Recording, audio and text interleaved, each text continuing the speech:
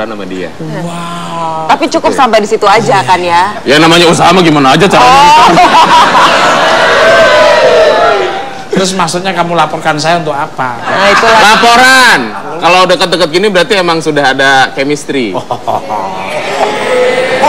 Menurut orang tidak beriman nggak apa-apa. Mbak, Lu tiap ada bintang tamu cakep pasti usaha gua nggak usil kan? Gua sekali ini diridoin, kenapa mas? Seneng nggak? Lihat gua seneng, lu seneng nggak sih? Ya pasti dong, Mbak. Exactly, I happy, you are happy. Dukung dong sekali-kali. Not I'm happy ya. Happy. Don't worry, be happy lah pokoknya. Masih untuk Sibana ya, luar biasa. Enak ngobrol sama Sibana kayak ngobrol di rumah saya sendiri. Kayak gimana mas? Kayak gimana? Ngobrol di rumah sendiri. Jadi kayak saya berhadapan dengan istri saya. Nih. Saya ngobrol sama Pepi itu ngobrol kayak di bengkel.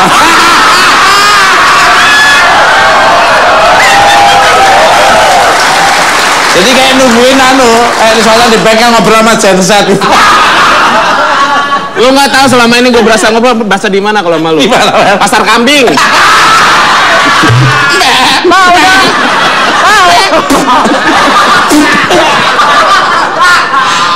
Apa saya? Bau dong kalau di pasar kambing mas. Kambing baunya enak, Pepi. Saya penasaran nih. Ceria amat kambing hari ini. Apanya? Kemarin dirimu curhat ke salah satu tim bukan empat mata. Itu tim bukan empat mata tuh ada Sally, ada Susan, ada Jojo, ada Novi, ada Cina, muda-muda semua. Oh. Dan bentuknya tuh lucu-lucu semua. Aku nggak tahu, bingung tuh manajemen Trans 7 ngasih tim kreatif kayak gitu semua. Tapi ininya smart, kalau saya tanpa mereka saya bisa apa? Saya nggak bisa apa-apa. Enggak, yang lucu mas, yang lucu nih ya, lu nyela orang tuh kayak lu sempurna aja bentuknya. Justru itu Beb. Lu lihat sendiri Clara kayak apa, Sally kayak apa, Cici kayak apa. Kamu tahu Cici nggak? Kalau dia sisi itu ketinggalan dan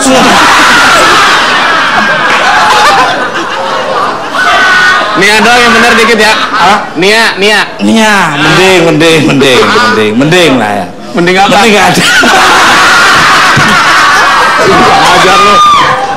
Ajar lu.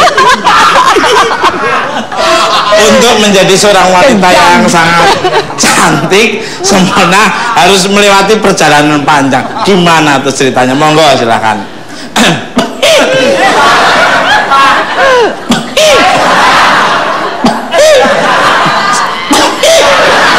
Mulut semua jadi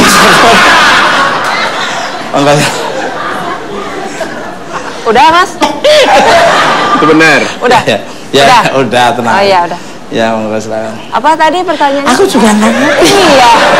Sini baca sendiri boleh. Silakan di sini bebas, bintang tamu bisa baca sendiri. Iya. Untuk menjadi wanita yang sempurna harus melewati perjalanan panjang, bener nggak tuh? Enggak juga, kata siapa mas tuh? Kata laptop. Oh kata. Enggak sih, semua orang pasti punya ceritanya masing-masing, punya ceritanya masing-masing, punya perjalanannya masing-masing. Jadi makanya ada pepatah, don't judge a book by its cover. Wow. Nah, karena, jangan dilihat sampulnya, iya. dalamnya lebih parah dari sampulnya. Ya. Sampulnya udah begini dalamnya? Apalagi dalamnya. Obrak-abrik.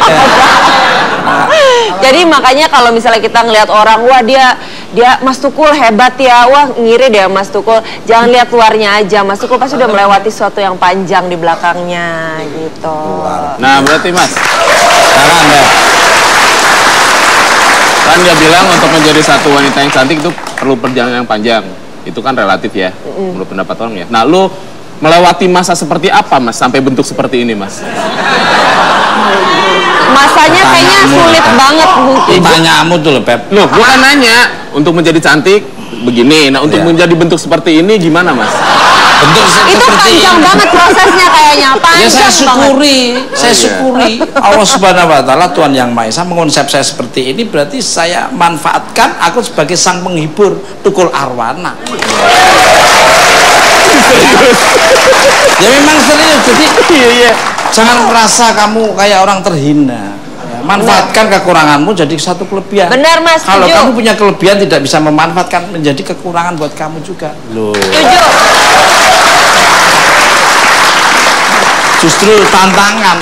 Jadi orang tuh kadang-kadang berani mati, berarti dia nggak berani tantangan, harus berani hidup. Nah, saya berani jelek, loh ya kan? Itu supaya Bener. loh, kalau orang berani mati kan berarti nggak mau tantangan dengan kesusahan, kesedihan. Harus berani hidup, seperti harus berani jelek. Bagaimana supaya kejelekan itu ketutup dengan inner beauty saya dan Betul. loh. Mas Tukul. Inside, outside.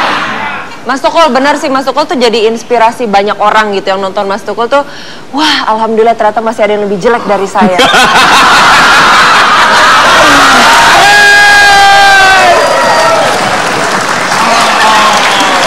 Gua kira ya, dia bakal ngomong yang indah, ternyata nyala juga sama. Itu kan hanya mulutnya tapi hatinya. Oh enggak. Ayamnya bebe. Kadang-kadang ajining diri sekolati, lidah sama hati harus chemistry. Betul. Kalau lidah hanya ngomong hanya ar-Rahman tapi ar-Rahimnya tidak, itu loh. Ini berarti dari sinkron, ya? hatinya tuh nggak sinkron. Kalau pikiran itu hanya 666 saraf yang bekerja. Waduh. Kadang-kadang lupa kesombongan. Tapi kalau hati 6.000. Jadi kalau hati dan pikiran 6.666 saraf bekerja.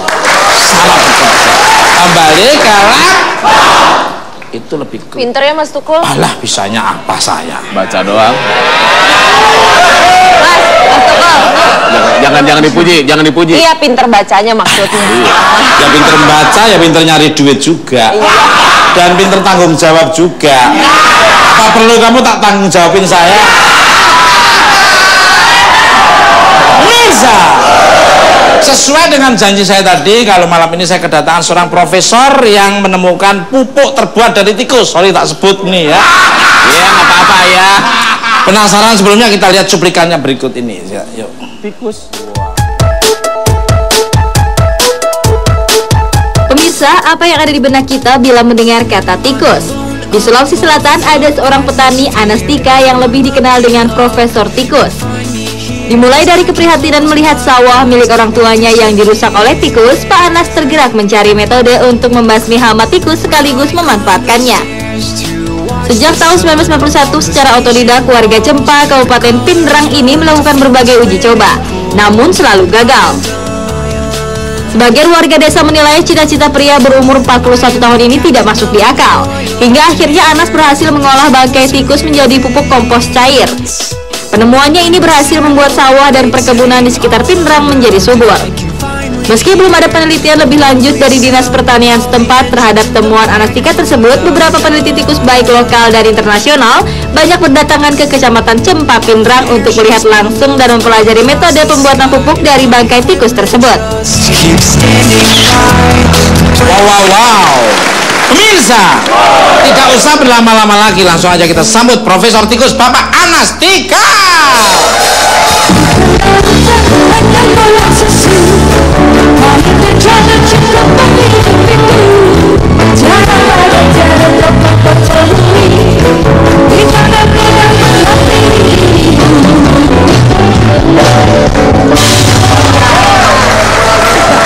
Lagi, enggak apa.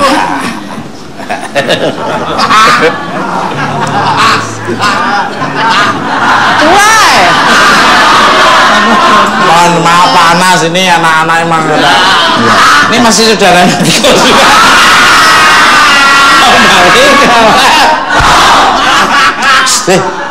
Kamu tuh nggak bisa apa-apa nih, beliau bisa menemukan pupuk dari tikus. Kamu pengen jadi ikan pupuk?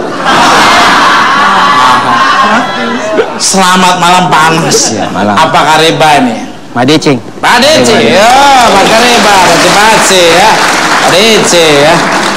Untuk sebentar ya, Mbak Sibana Arwana ya, Pak Anas sebentar. Iya. Dari namanya udah keren, Anas Aset Nasional.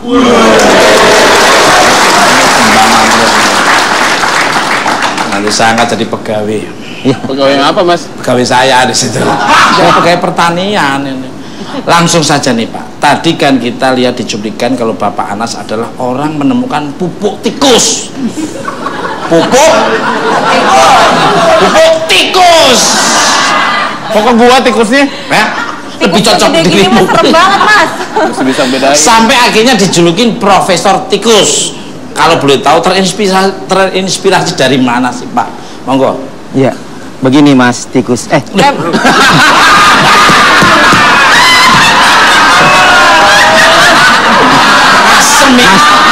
pantesan dikerjain juga. Udah Pak, Anas sesama tikus kita tenang aja ini. Dengerin dulu Pak, siapa tahu kamu menemukan lagi saudara-saudaramu yang lebih parah lagi. Ya, jadi begini Mas Tukul, awalnya itu ini temuan saya untuk bangkit tikus itu saya olah menjadi pupuk. Itu persoalan kedua. Yang awalnya kenapa saya diberikan biasa teman-teman manggil di kampung saya Profesor Tikus, biasa dari dinas-dinas pertanian semua. Itu yang pertama, karena di daerah saya Mas Tukul itu dulunya tahun 80-an 70-an petani-petani di sana itu biasa petani. Iya, petani.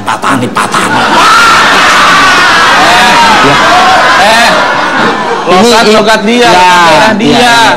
Lu bawa muka gitu aja dia nggak protes. Mana sih lu?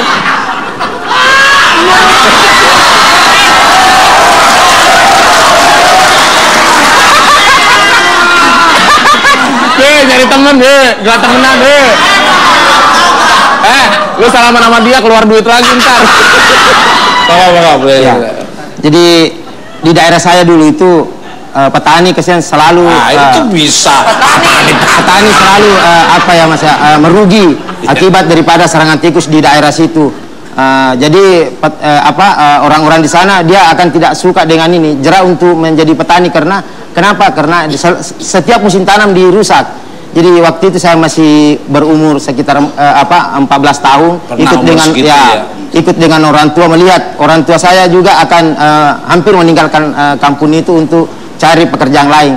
Tapi waktu itu saya mulai belajar, terus baru saya menemukan untuk bagaimana populasi tikus di daerah itu saya bisa mengurangi.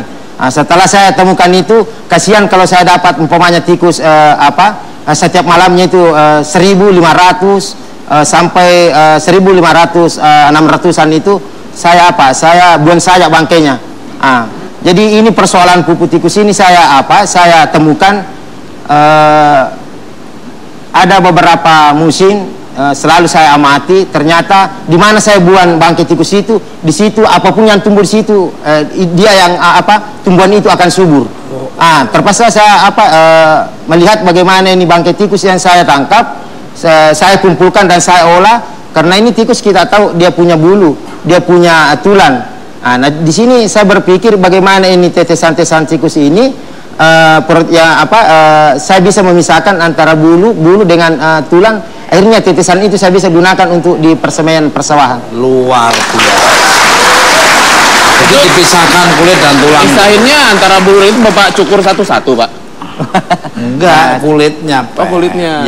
Ya kan. Itu di proses gimana, Pak? Di jus atau gimana? Jadi Pak? begini, Mas ya. Bahasamu kok jus tikus nih loh. Nggak tahu. Nanti kita tanya lagi. Nah, makanya bisa penasaran nih, seperti apa rahasianya sampai Bapak Anas menemukan dan dijuluki Profesor Tikus. Jangan kemana-mana, tetap di Planet.